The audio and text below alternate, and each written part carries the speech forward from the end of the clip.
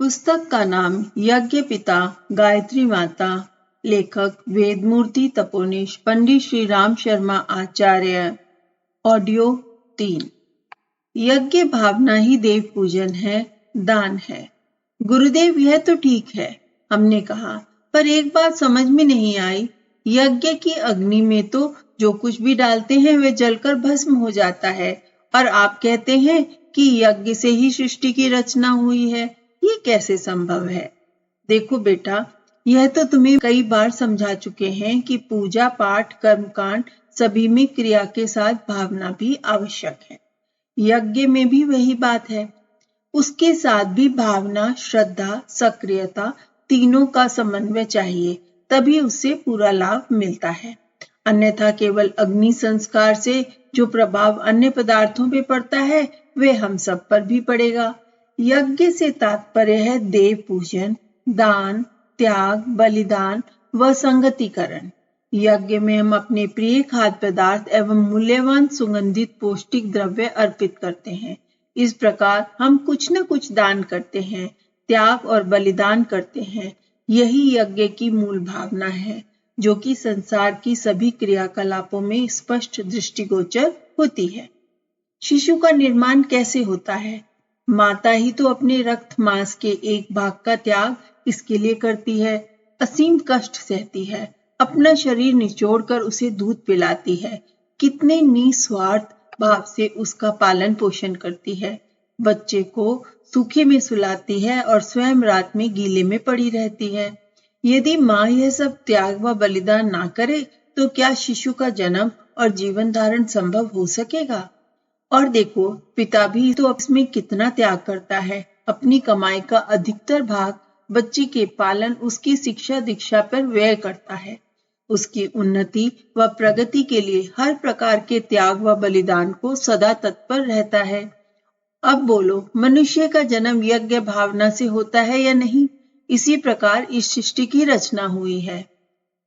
यज्ञ को भुवनस्य नाभिः, ब्रह्मांड की नाभि कहा गया है।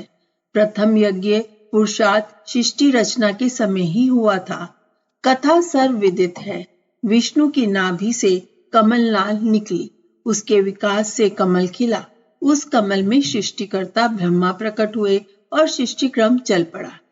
यह एक अलंकारित वर्णन है जिसमें प्रथम यज्ञ पुरुषार्थ का आभास कराया गया है। यज्ञो वह विष्णु, यज्ञ ही विष्णु है।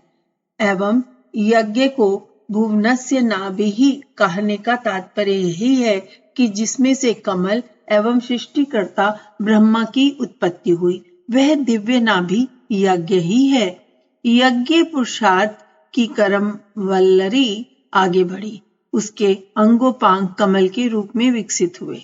उस विकास प्रक्रिया से जो कल्याणकारी यज्ञ सृजन शक्ति उभरी, उसे ही सृष्टा ब्रह्मा की संज्ञा दी गई।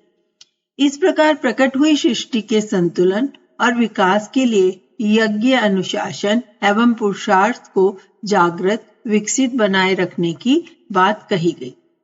बृहद ब्रह्मांड में से एक ही भाग टूटकर एक पृथ्वी बनी है। यह तो वैज्ञानिकों और खगोल शास्त्रियों ने भी सिद्ध किया है। ब्रह्मांड में सारी व्यवस्था यज्ञ वृत्ति पर आधारित है। सूर्य, चंद्र, वायु, अग्नि, जल, पृथ्वी सभी यज्ञ कर्म अपनाकर सृष्टि का पोषण, रक्षण और विकास कर रहे हैं। समुद्र, मेघ, पर्वत, नदियां, वनस्पतियां, वृक्ष आदि सभी यज्ञ अनुशासन में बंधे हैं। पशु पक्षी, कीट पतंग भी अपनी अपनी क्षमता अनुसार प्रकृति के सहयोग में लगे रहते हैं। समुद्र में अथाह जल भरा है, पर उसका उपयोग क्या स्वयं ही करता है? नहीं, उदारता पूर्वक उसे बादलों को दे देता है। बादल भी उसे स्वयं ही कहाँ पी पाते हैं, दूर दूर तक ढोकर ले जाते हैं और बरसने का श्रम करते हैं। नदी नाले प्रवाहित होकर भूमि को सींचते और प्राणियों की प्यास बुझाते हैं। वृक्ष एवं वनस्पतियां अपने अस्तित्व का लाभ दूसरों को ही देते रहते हैं। फल फूल दूसरों के लिए ही पैदा होते हैं। पशुओं में दूध, चर्म, बाल बच्चों का लाभ मनुष्य को ही मिलता है। जीवधारियों के शरीर का प्रत्येक अवयव अपने निज के लिए नहीं, वरन सारे शरीर को लाभ पहुंचाने के लिए कार्य करता है। हाथ श्रम करके जो कुछ भी भोज्य पदार्थ मुख में डालता है, मुख उस भोजन को क्या स्वयं अपने पास रख लेता है? वह उसे उदर में पहुंचा देता है। उदर वहां आते भी अपना श्रम लगाकर उससे पोषक तत्व निकालकर रक्त में मिला देती हैं। रक्त हृदय में पहुंचता है तो वह सारे शरीर में प्रवाहित कर देता है। इसमें हृदय का कितना श्रम लगता है। जीवन काल में करोड़ों बार धड़कता है, अनवरत गति से, एक क्षण का भी विश्राम नहीं।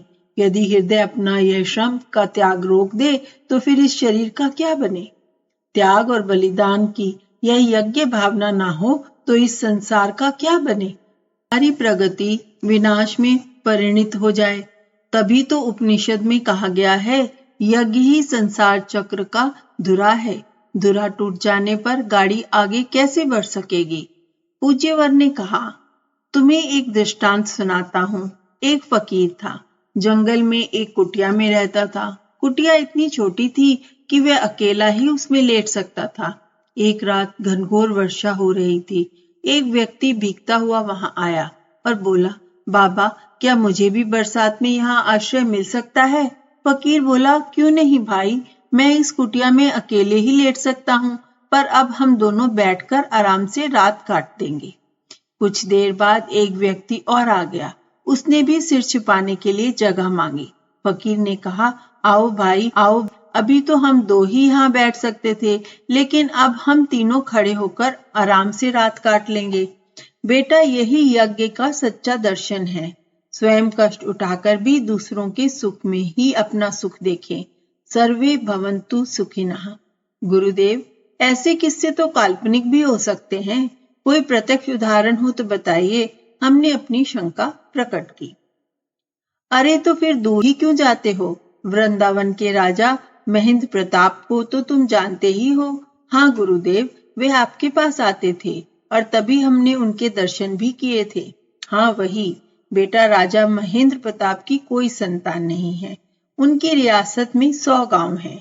अगाध धन संपत्ति थी, पर केवल पति पत्नी ही उसका उपभोग करने वाले थे। रानी बहुत दुखी रहती थी। उन्होंने संतान सुख प्राप्त करने के लिए हर संभव प्रयास किए, परंतु ईश्वर की कृपा से वंचित रहे।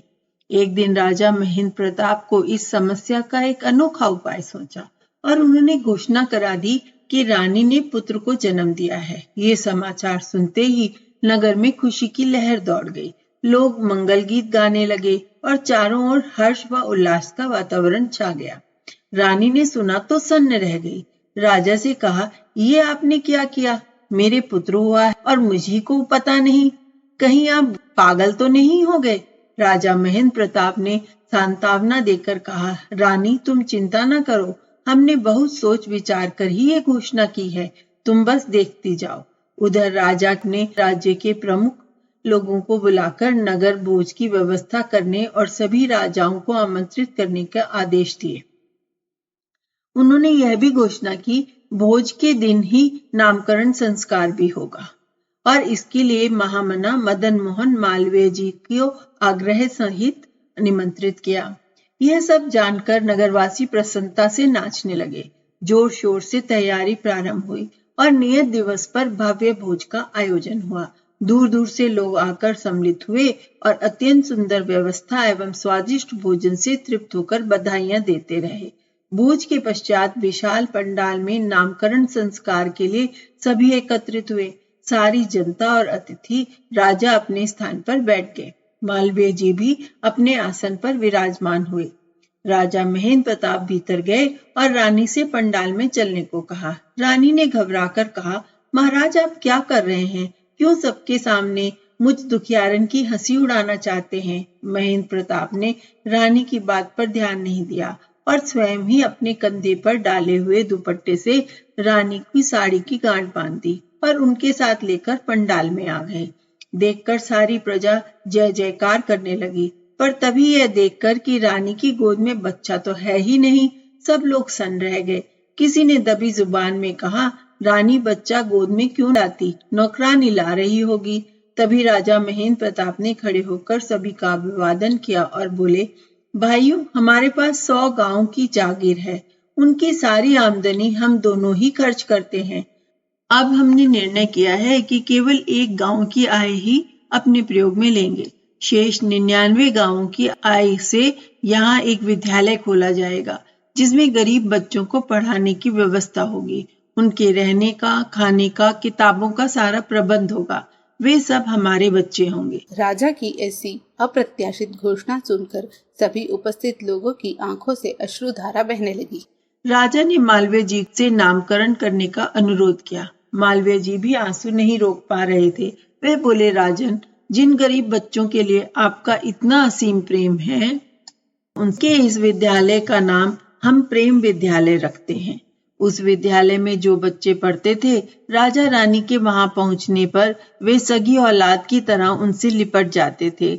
आज भी वह प्रेम महाविद्यालय मथुरा वृंदावन मार्ग पर स्थित है, जो राजा महेंद्र प्रताप के त्याग व बलिदान की यज्ञ भावना का स्वर्णिम उदाहरण है। गुरुदेव ने आगे बताया, जमुनालाल बजाज का नाम तो तुमने सुना ही है। उन्होंने देश की स्वतंत्रता आंदोलन में उपयोग करने के लिए अपना सारा धन महात्मा गांधी को समर्पित कर दिया था और कहा था कि मैं भी तो आप ही का बेटा हूँ। ईश्वर चंद्र विद्यासागर को ही देखो, उस सस्ते के जमाने में भी उन्हें 450 रुपए वेतन में मिलते थे। वे 50 रुपए में अपना खर्च चलाते थे और शेष 400 रुपए गरीब विद्यार्थियों पर खर्च कर देते थे। वह किसी की फीस भरते, किसी की किताबें लाते, किसी के कपड़े बनवाते। बेटा, ये सब क्या है? त्याग बलिदान की भावना ही यज्ञ की असली प्रेरणा है। अपने लिए नहीं, दूसरों के लिए भी अपनी प्रतिभा और क्षमता का उपयोग करें। यही देव पूजन है, यही दान है। देव पूजन से तात्पर्य देवताओं की मूर्तियों की पूजा करना व उनके आगे नाक रगड़ना नहीं है। मूल बात तो यह है कि हम देवताओं के गुणों को अपने भीतर धारण करें, उनके समान उत्कृष्ट आचरण रखें। देवता उसे कहते हैं जो देता है। जो सदा लेने की बात करे वह तो लेवता हुआ, असुर हुआ। आज चारों ओर क्या हो रहा है? हर व्यक्ति लेने की बात करता है। संसार में जो भी धन संपत्ति है, सुख सुविधा के साधन है, सब कुछ वे अपने लिए ही चाहता है। आज तो मनुष्य इतने निकृष्ट स्तर तक गिर गया है कि बेटी की शादी में दहेज के लिए लार टपकाता है, भीख मांगता है। उसकी पढ़ाई लिखाई पर किया हुआ खर्च लड़की वालों से मांगता है। उसे शर्म भी नहीं आती। इतना ही नहीं, दहेज में यदि कुछ कम मिला तो अपनी पुत्री समान बहू को जलाकर मार डालने में भी नहीं झिझकता। क्या यही देवताओं के लक्षण है? कभी हमारे देश में 33 कोटि देवता थे। प्रत्येक नागरिक देवताओं के समान आचरण करता था।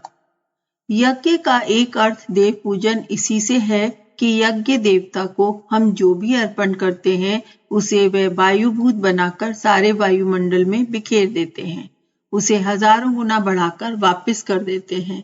हमें भी यही गुण अपनाना चाहिए। समाज से हमें जो कुछ मिलता है, मिल रहा है और आगे भी मिलता रहेगा, उसे जितना संभव हो वृद्धि करके समाज को वापस करने की बात सोचें। यह हमारा कर्तव्य है। ऐसा करके हम किसी पर एहसान नहीं करते। कोई यह सब करके तो देखे। देवताओं के अनुदान वरदान की उस पर कितनी वर्षा होती है। निहाल हो जाएगा वह, निहाल। समाज में खूब बो, उसका पोषण करो और काटो, बो और काटो। यही यज्ञ मंत्र होना चाहिए। यह नहीं कि लूटो और खाओ। हमें देखो, हम भी तो यही करते हैं। जो कुछ भी है सबको समाज के खेत में बो दिया, समय आने पर काटा और फिर समाज में बांट दिया। इस यज्ञ भावना से ही तो आज इतना विशाल संगठन खड़ा हो सका है और चारों ओर विचार क्रांति का शंखनाद गूंज रहा है। अब तो बहुत समय हो गया, बाकी बातें बाद में करेंगे।